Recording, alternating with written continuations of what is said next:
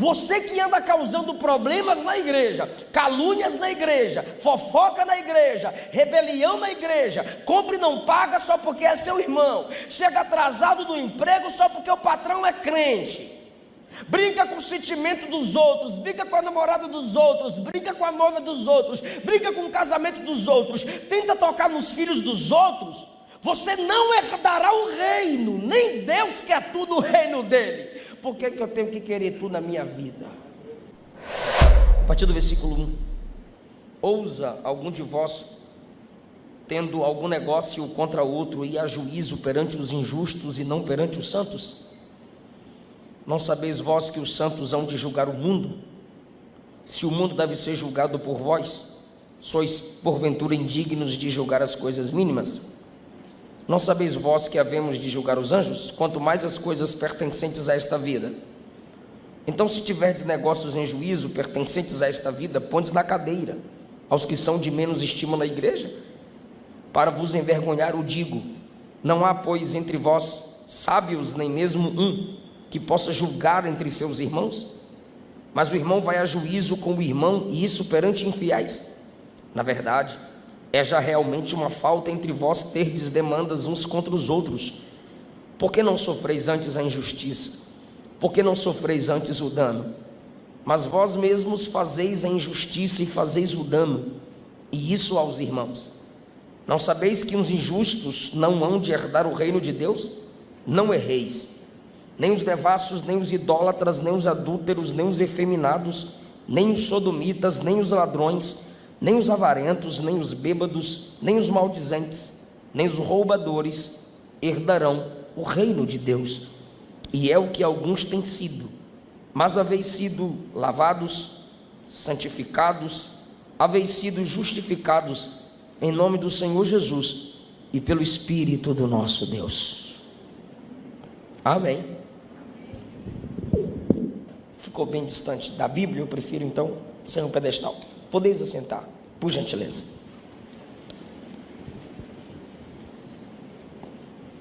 Queridos, eu quero tratar um assunto com vocês.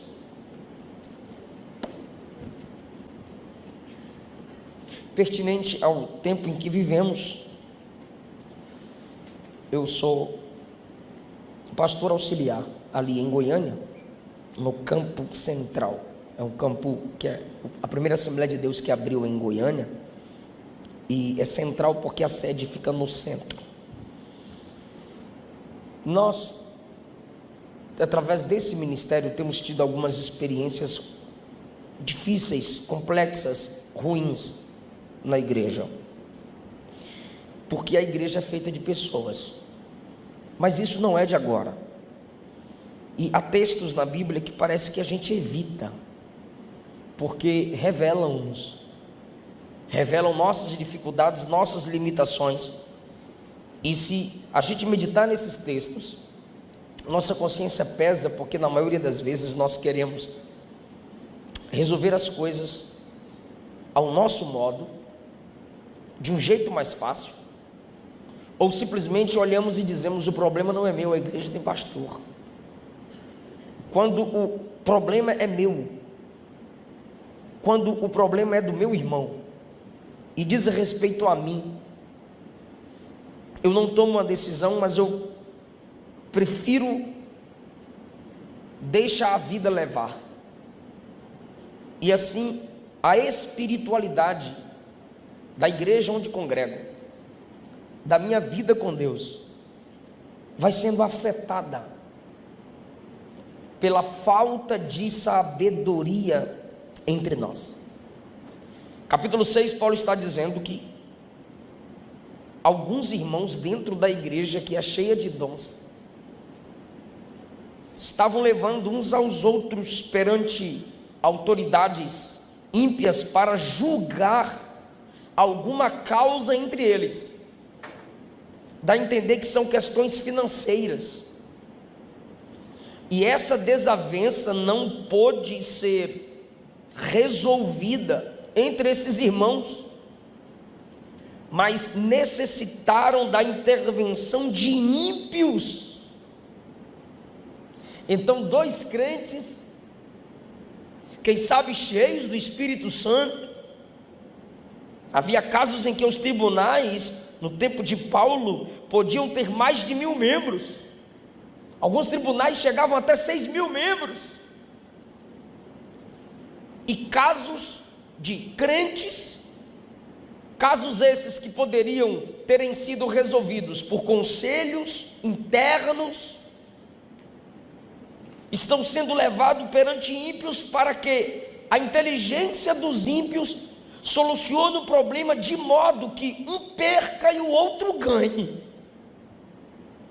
Não há acordo, não há paz, não há um bom resultado entre eles. Paulo vê nisso uma vergonha, uma fraqueza, uma derrota, independente do resultado. Se na igreja onde eu congrego, eu não valorizo a sabedoria nela, a conversa, o diálogo, para resolver meus problemas entre irmãos, e eu preciso de auxílio ímpio, para que esse problema seja resolvido de tal modo que eu vença e o outro perca. Então Paulo diz que isso já é uma derrota. No versículo 7, quando ele diz, já é uma falta entre vós terdes demandas uns contra os outros, ele está dizendo, já houve uma derrota entre vós, só de haver contendas entre vós, demandas entre vós. Então nós temos aqui, claramente no texto, 2 tipos de crentes. E tem um tipo de crente que Paulo pergunta, cadê você? Nas entrelinhas, Paulo pergunta, cadê você? O primeiro tipo de crente é o causador do problema. O segundo tipo de crente, o sofredor do problema. Então, há na igreja quem cause problemas? Porque nós enxergamos a igreja nós enxergamos a igreja organização. Só pelo discernimento de espírito e o estudo da palavra a gente consegue perceber a igreja organismo, mas a organização está visível aos nossos olhos, e a Bíblia fala sobre as duas.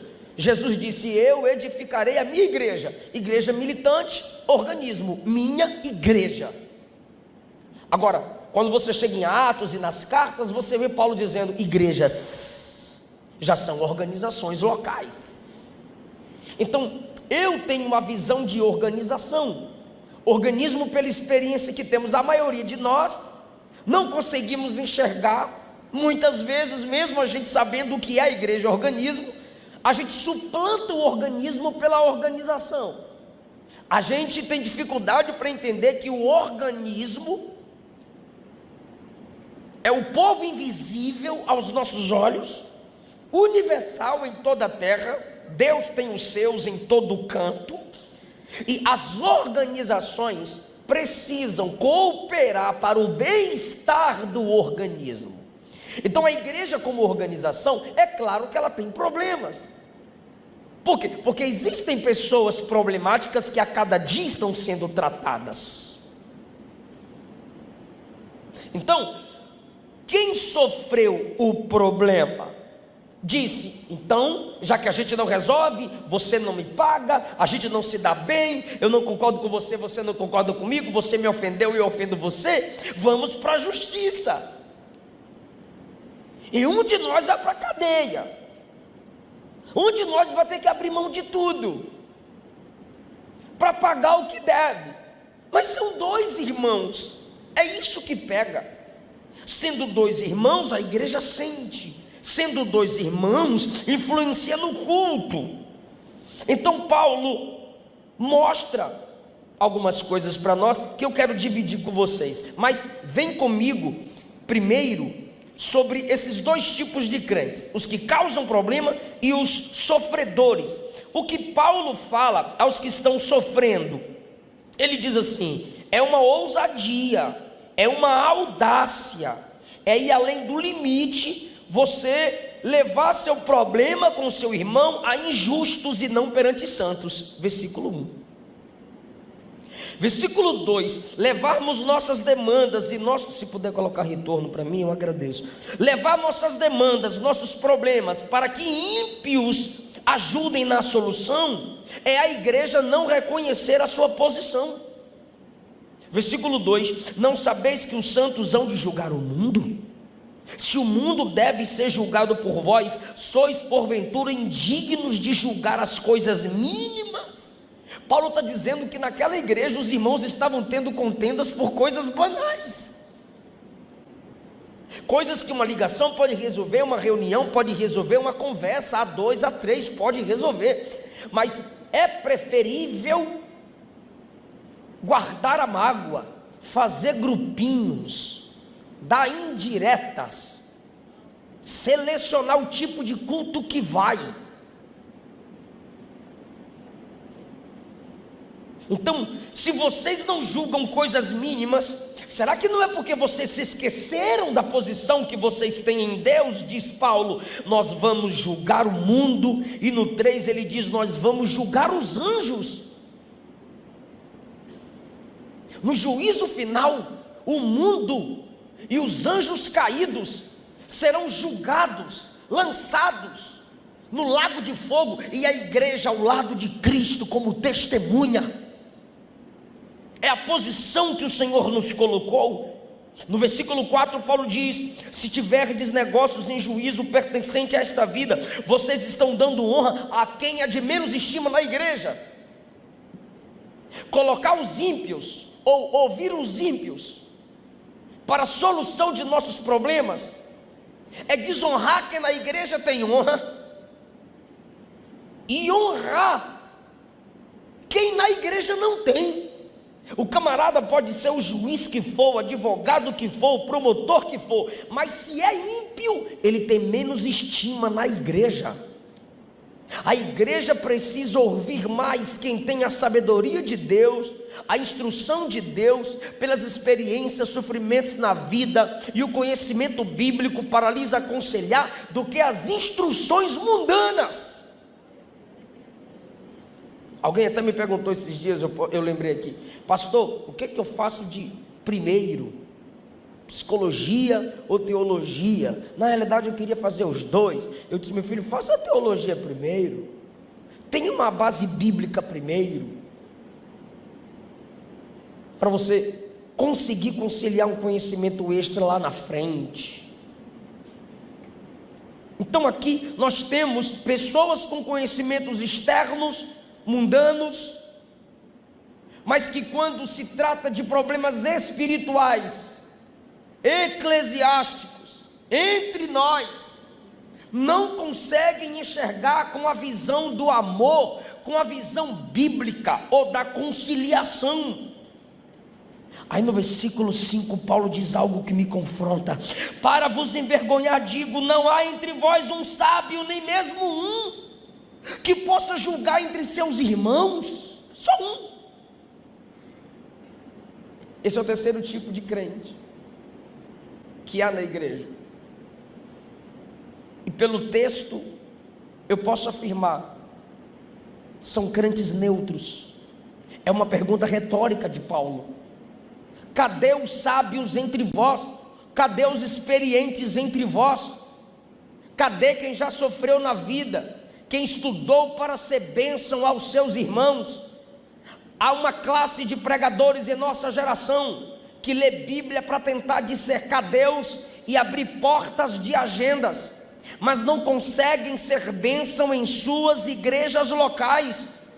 E o melhor modo de você ser uma bênção para a igreja de Cristo, em um modo geral, é você começar sendo uma bênção na igreja onde você serve.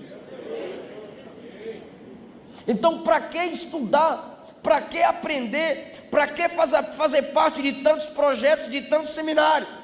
Para eu ver se eu vou estourar no Brasil, para eu ver se eu prego nos congressos, para ver se eu vivo de agenda. Não, querido. O propósito primário da capacitação de Deus em sua vida é você ser bênção para alguém próximo a você. Não espere tribuna para ser efetivo no reino de Deus. Se você já tem algo de Deus, o primeiro problema entre irmãos na sua frente, ali está o seu microfone, o seu púlpito, o seu campo missionário. Aí Paulo pergunta: cadê aí entre vós? Não tem um sábio para resolver o problema entre vocês? A igreja que não valoriza seus sábios, seus experientes, a igreja que não valoriza conselhos, a igreja onde irmãos não conseguem sentar um com o outro para resolverem entre si suas demandas, é uma igreja que está enfrentando derrotas, versículo 7. E a igreja onde os irmãos guardam mágoa e fica colocando um ou outro na justiça, na cadeia. Eu quero o que é meu, vá para a cadeia, eu fico livre, eu ganho, eu tenho como provar, eu tenho um print, eu tenho testemunha, eu tenho filmagem. Ele diz assim: agora, você que sofreu o dano, tira a visão do ofensor. Tirei, pastor. Amplie a sua visão para o evangelho. O nome de Cristo será envergonhado, o evangelho será enfraquecido, nós perderemos voz ao anunciarmos o evangelho diante dessas 1.000 a 6.000 pessoas que eram testemunhas nos tribunais, que participavam dos tribunais. Se imagine vocês evangelizando esse povo, eles dizendo: seu Deus, eu fazer parte da sua igreja? Nós aqui de fora damos conselhos a vocês, nós aqui de fora solucionamos os problemas de vocês, e vocês estão convidando a gente para ir para a igreja de vocês? Essas demandas entre vós, que são expostas diante dos ímpios, enfraquecem o testemunho da igreja, diz Paulo. Faz com que o mundo pare de olhar para a igreja como uma resposta e veja a igreja como um povo totalmente dependente e necessitado de seus pensamentos, de suas estratégias mundanas. Então ele pergunta a quem sofreu: por que você não sofreu a injustiça? Por que você não sofre antes de fazer isso, de desonrar o evangelho, de evidenciar a falta de sabedoria na igreja? Por que não sofreu o dano? Não sabes tu que o Senhor disse: a vingança pertence a mim, diz o Senhor? Não sabes tu que o que o homem plantar aqui, ele colherá aqui? Existem causas, queridos, que o perdão liberado gerará glória ao nome do Senhor, e a igreja não perderá o seu testemunho. E agora, Paulo fala de novo para o causador do problema. Viemos falando sobre o modo da igreja tentar resolver que era errado, sem reconhecer sua posição. Viemos falando sobre o sofredor do problema. Vamos aqui colocar a vítima.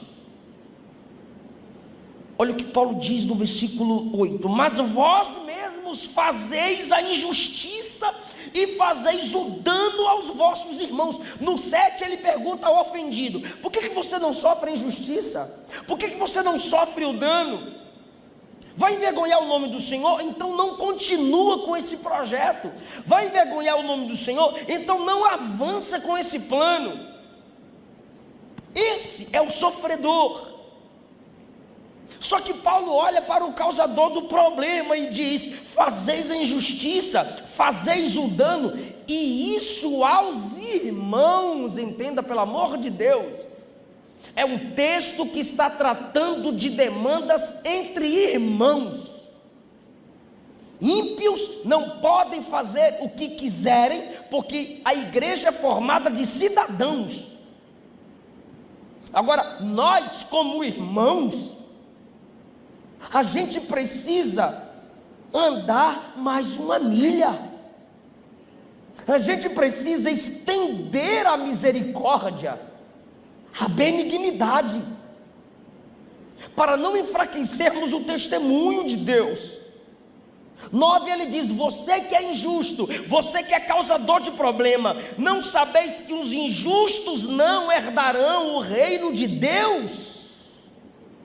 Você que anda causando problemas na igreja, calúnias na igreja, fofoca na igreja, rebelião na igreja, compra e não paga só porque é seu irmão, chega atrasado do emprego só porque o patrão é crente, brinca com o sentimento dos outros, brinca com a namorada dos outros, brinca com a noiva dos outros, brinca com o casamento dos outros, tenta tocar nos filhos dos outros, você não herdará o reino, nem Deus quer tudo no reino dele. Por que eu tenho que querer tudo na minha vida? O que Paulo está dizendo? Deus se encarrega de estabelecer juízo contra os injustos. Um tropeço confessado, demonstrando arrependimento, vamos continuar. Caiu, a gente levanta a mão e te ajuda. Agora, o erro premeditado, só porque somos crentes, o erro premeditado porque somos de Jesus, o amor, o que fazer, pastor?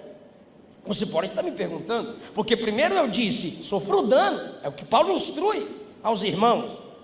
E o que ele diz o injusto? Você não vai herdar o reino. O que os injustos, na maioria das vezes, os causadores de problema na igreja, na maioria das vezes dizem? Eles acusam os pecados alheios. Adultério? Não, adúltero não. Idólatra? Não, idolatria não, meu negócio é Jesus. Efeminado, sodomita, sai fora, só é baixo, só é macho. Ladrão? Não, eu não coloco a arma na cabeça de ninguém, não. Eles vão apontando os erros alheios. Aí Paulo os nivela e diz: tanto estes quanto você que é injusto na igreja, não vai herdar o reino de Deus. Você não lidera, você não tem chamada, você não valoriza a igreja que tanto te abraçou. Então você já está desligado, está na igreja, mas não vai herdar o reino, está desligado. Você não faz parte do povo do versículo 2 e 3, que vai julgar o mundo e os ímpios. Agora, devassos, todo tipo de moralidade sexual, idólatras, adora qualquer coisa ou pessoa a não ser Deus ou a si mesmo, adúlteros, desonram seus cônjuges, efeminados, o homossexual passivo, sodomita, homossexual ativo, ladrão, o violento, o avarento. Esses avarentos são engraçados, irmãos. Eles são os web crentes e youtububos, porque eles até estão na igreja, mas eles só odeiam pastores quando se trata da oferta e dízimo. Então, como o pastor fala de oferta e dízimo, o pastor é ladrão. Por que o pastor é ladrão? Porque fala de oferta e dízimo. Então, se o pastor é ladrão porque fala de oferta e dízimo, e você só xinga o pastor de ladrão porque ele fala de oferta e dízimo, você é avarento. E o avarento é idólatra. Então o pecado do pastor é 1, roubo, e o teu é 2, avareza e idolatria. Porque é quando se trata de dinheiro que o avarento se manifesta. O avarento, os bêbados, os que se dão a bebida alcoólica, os maldizentes, fofoqueiros, caluniadores, os roubadores, são aqueles que roubam furtivamente. Estes não herdarão o reino. E esses são os que causam problemas na igreja. O que fazer com os devassos então? Porque está aqui na igreja comigo, canta comigo, dá glória a Deus comigo, mas é devasso. Está aqui na igreja comigo, mas é idólatra. Está aqui dando glória a Deus, aleluia, mas é adúltero. Está aqui dando glória a Deus, aleluia, em vez de se esforçar para vencer esses desejos homossexuais, apesar de seus traumas e do seu passado, está querendo influenciar crianças e adolescentes para o homossexualismo. E acha bonito e chique chamar as irmãs de miga. Acha bonito e chique rebolar, provocando alguns jovens na igreja. ou chamando as meninas para dormirem em seus quartos, pedindo selinhos. Devassidão na igreja, homossexualismo se desenvolvendo, e a igreja não pode pregar contra. Ladrões na igreja, avarentos na igreja, bêbados, maldizentes, roubadores. Pode ter na igreja organização. Sim, pastor, e o que eu faço com esse povo? Aí eu preciso abrir a Bíblia para abrir a mente de alguns irmãos.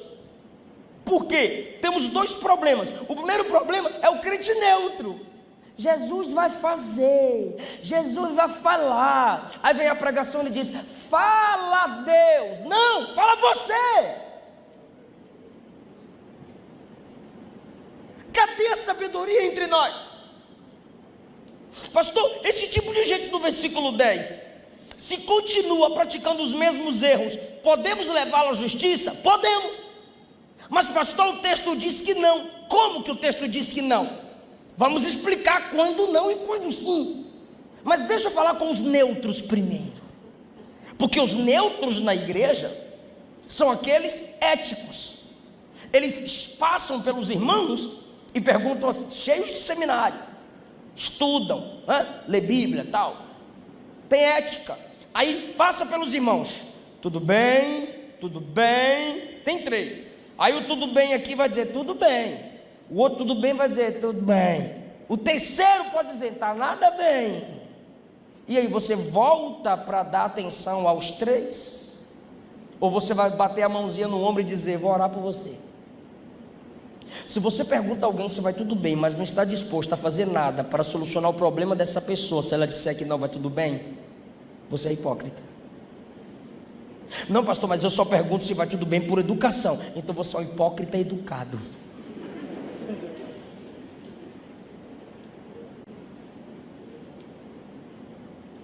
Não, pastor, às vezes eu pergunto se vai tudo bem para eu fazer parte ali, né? Fazer parte da conversa. Você faz parte da conversa? Faço. Você ouve? Ouço. Você resolve o problema? Não. Então você é um fofoqueiro educado e hipócrita. Porque se eu estou entre 2 ou entre 3, eu não consigo ser bênção para a solução de nenhum dos problemas, o que é que eu estou fazendo ali? É aqui que Paulo está perguntando, cadê os sábios entre vós? Vocês não são cheios de dons? Capítulo de número 1, versículo de número 7. Nenhum dom vos falta, porque esperais a manifestação de nosso Senhor Jesus. Nenhum dom falta. Versículo 6. 5. Em tudo fostes enriquecidos nele, em toda a palavra e em todo o conhecimento. Espera aí, Paulo, será que é a mesma igreja? O capítulo 6 ele está perguntando um sábio só. Cadê esse sábio?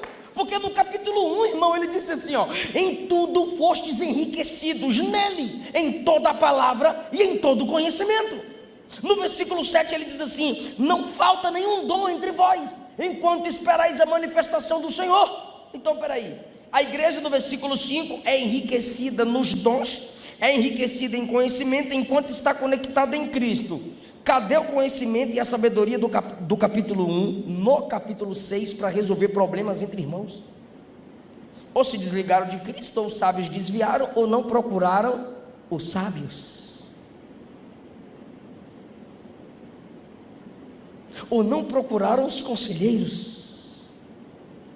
Preferem fazer seus grupinhos de apoio, seus grupinhos de fofoca, seus grupinhos selecionados. Eu estou com ela, eu estou com ele, eu sou de Paulo, eu sou de Apolo, eu sou da banda, eu sou do grupinho de não sei o que. Ao invés de buscarem a palavra da sabedoria na igreja, os neutros se calam, os ofendidos querem se vingar, e os causadores de problemas continuam causando problemas. Então não sejamos neutros.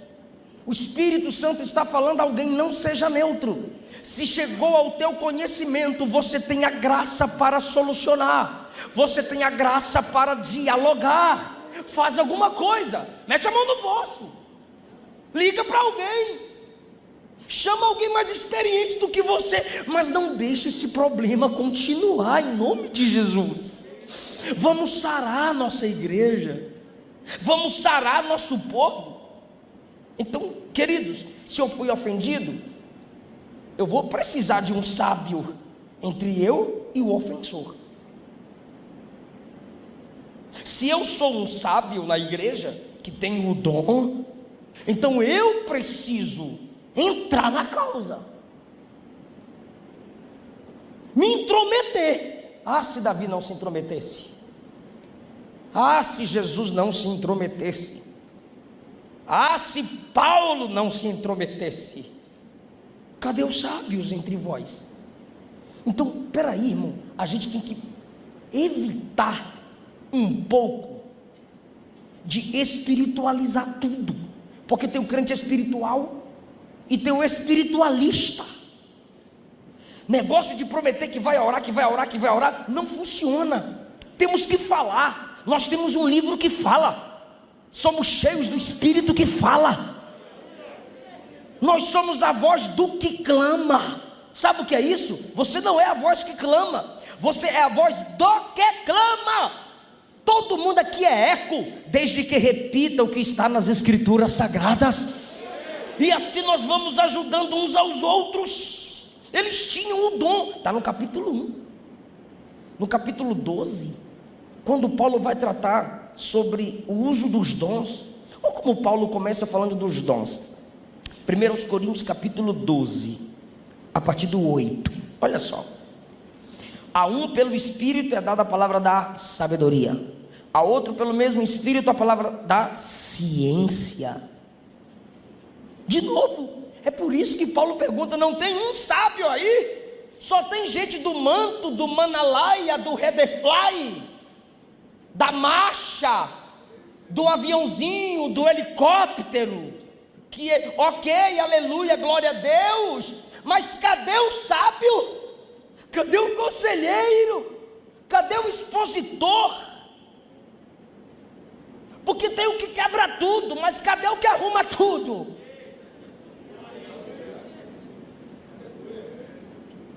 Só um. Paulo está perguntando: cadê você?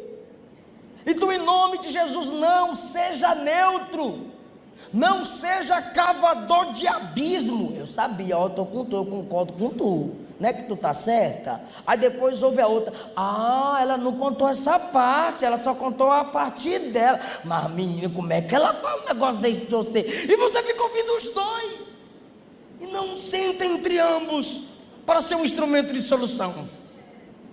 Então, o neutro é uma vergonha para a igreja, é uma vergonha para a igreja local.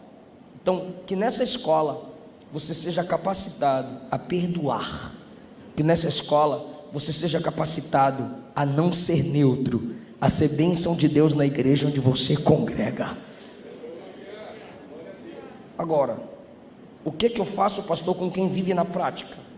Com quem está ofendendo a igreja, desrespeitando a igreja, desrespeitando os irmãos, querendo impor seus pensamentos, querendo impor, ultrapassar os limites. Aí, irmão, essa parte é pesada, mas se está na Bíblia, deixa eu falar, né? Como Paulo queria a solução desse problema? Se você tem uma igreja, se você faz parte de uma igreja onde existem demandas piores do que algumas que eu citei aqui, e só a justiça para selecionar, porque até os pastores reconhecem isso. Então, os pastores que reconhecem isso, a parte eclesiástica, a liderança na igreja, precisa cumprir o papel: disciplina, exclusão. Cortado da comunhão do corpo, cortado do corpo de Cristo, tal pessoa pode ser levada à justiça. Enquanto irmão em Cristo, na comunhão com Cristo, na comunhão com o corpo, a gente vai conversando, dialogando, ajudando um ao outro. Mas permanecendo na prática do pecado, evidenciando que não nasceu de novo, que é filho de Satanás, que é filho das trevas, exclui. Bate sempre na mulher, polícia. estuprador, cadeia, exclusão. Ah, pastor, mas Deus é amor, isso não está na Bíblia. Nós não podemos fazer essas coisas porque Deus é amor. Bora para a Bíblia, porque Deus é amor. Mateus 18.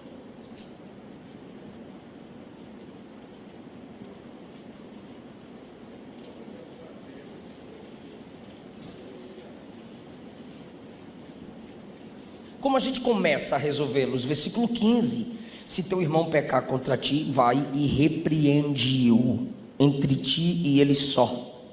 Se te ouvir, ganhastes o teu irmão.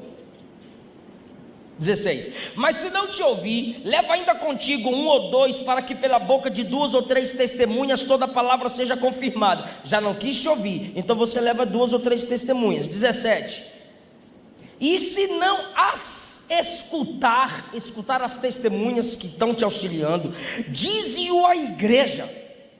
E se não escutar a igreja, consideram como gentil e publicano.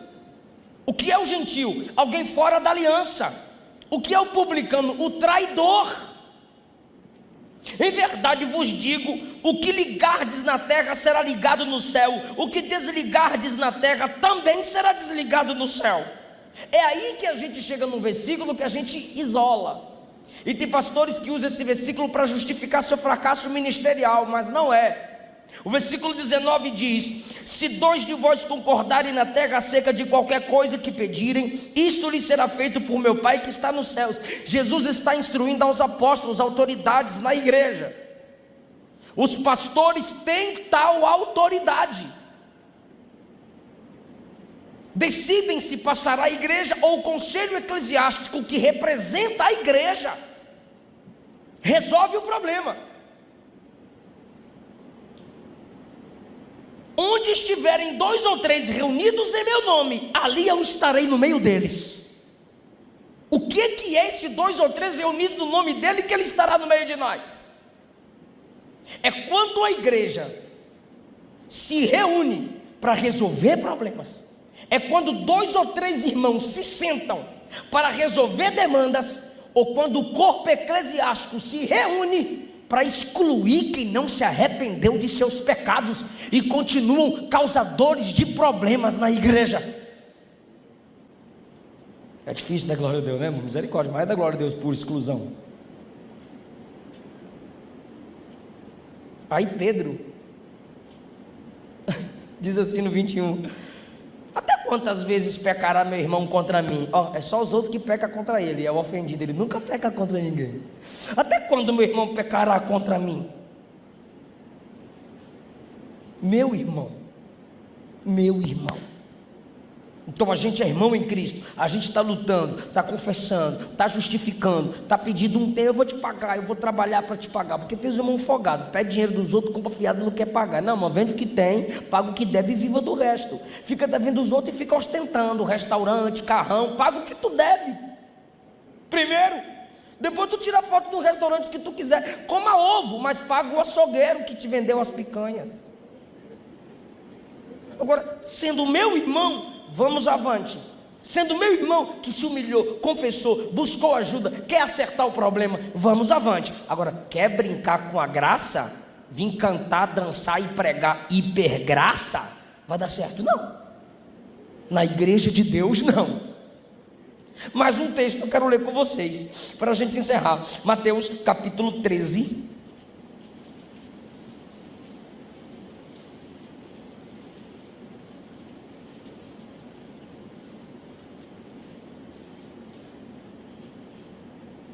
A partir do 24: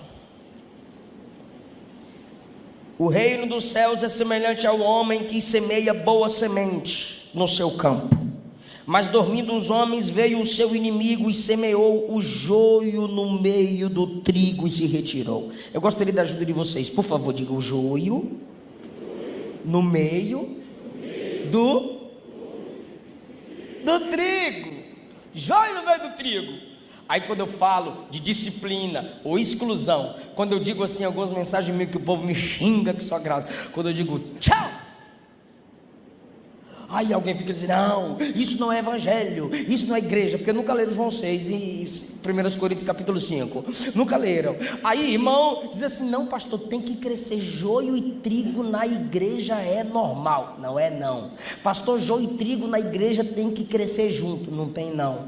Pastor, joio e trigo na igreja tem que cantar junto, tem que tocar junto, tem que pregar junto, tem que ir pro shopping junto, tem que mexer no som junto, tem que fazer a obra junto, tem que fazer... Não tem não, não tem não. Pastor, está escrito aqui, pastor, que é semeado o joio e o trigo junto. E aí, pastor, é que só no tempo do fim que vai ter a colheita. Concordo. Agora, bora ver a explicação de Jesus. Versículo de número 36. Tendo despedido a multidão, vou precisar de vocês agora, hein? Tendo despedido a multidão, foi Jesus para casa. Chegaram ao pé dele os seus discípulos, dizendo: explica-nos a parábola do joio do campo. E Jesus respondendo disse: o que semeia a boa semente é o filho do homem. O campo é o mundo. A boa semente são os filhos do reino. O joio são os filhos do maligno. O campo é o... Quer falar não, irmão? O campo é o quê? Não é a igreja, é o mundo. No mundo tem um bar e uma igreja. No mundo tem um prostíbulo e a família de um crente. A igreja é trigo. A igreja é um povo salvo, lavado e remido pelo sangue de Jesus. O que falta é nosso discernimento. É joio, cuidado, não faz aliança. É joio, cuidado, não coloca para falar a igreja, não coloca para ministrar ao povo de Deus. Cuidado, se é joio, cuidado. Então, irmãos, Números 12, Arão e Miriam falam mal de Moisés. Aí diz a Bíblia, olha só que interessante isso. Se você quiser marcar, deixa eu ver se é o versículo 3 ou o versículo 4. Capítulo 12, versículos 1 e 2, eles falam mal de Moisés por comparação. Versículo 4, a primeira parte do versículo 4 está escrito assim: e logo o Senhor disse a Moisés e a Arão e a Miriam: vós três saí à tenda da congregação. E saíram eles três. Opa, primeira coisa que Deus faz, agiu logo, não deixa permanecer, não deixa para depois. Segundo, o que Deus fez? Vós três saí à tenda da congregação. E saíram eles três. Deus colocou os três frente a frente. Lembra que Jesus disse isso em Mateus 18? E 1 Coríntios capítulo 6, Paulo está perguntando: não tem um sábio entre vós para estar entre o sofredor e o causador e resolver o problema? E o que Deus está vindo? Deus está vindo entre eles para que o problema seja resolvido. Então Deus agiu logo e Deus os colocou frente a frente.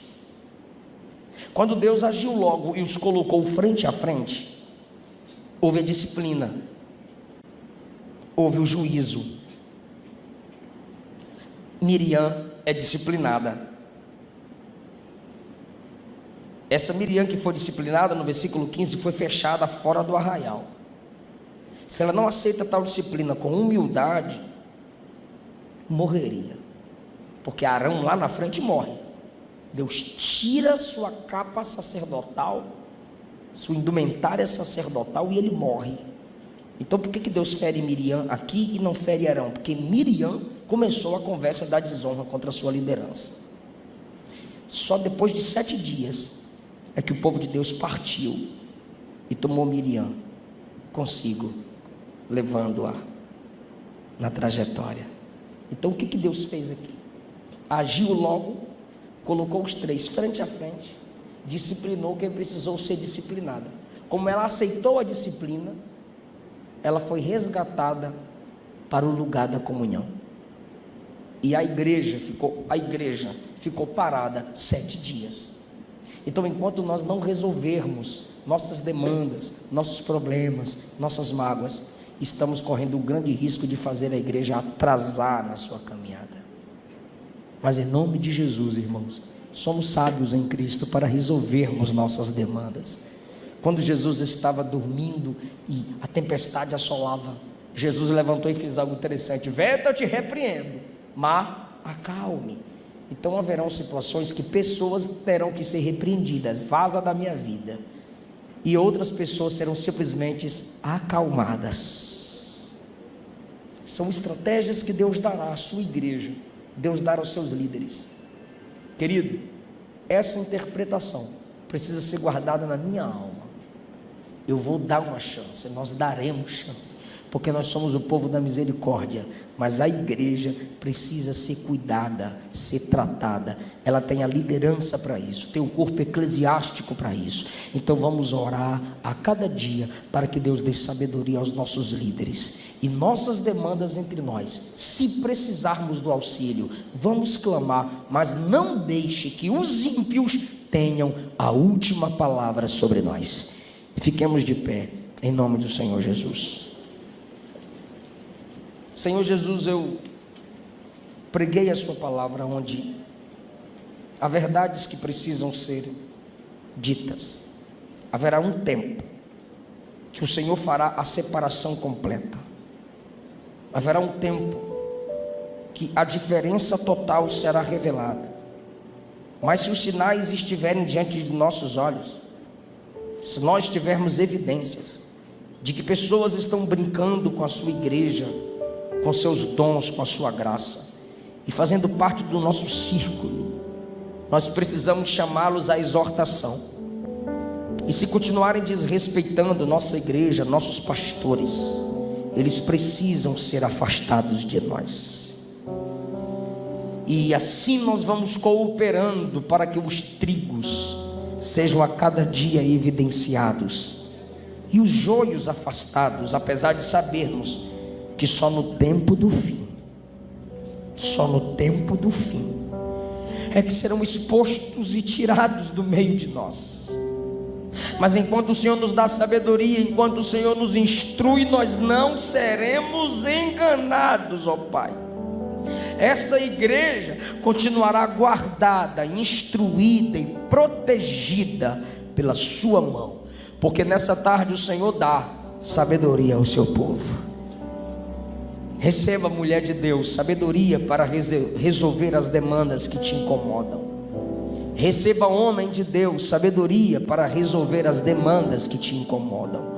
O nome do Senhor não será envergonhado, a igreja não será exposta, mas nós conseguiremos sarar uns aos outros, em nome de Jesus, amém. Queridos, muito obrigado. Os meus livros estarão disponíveis lá na porta. Eu agradeço essa rica oportunidade.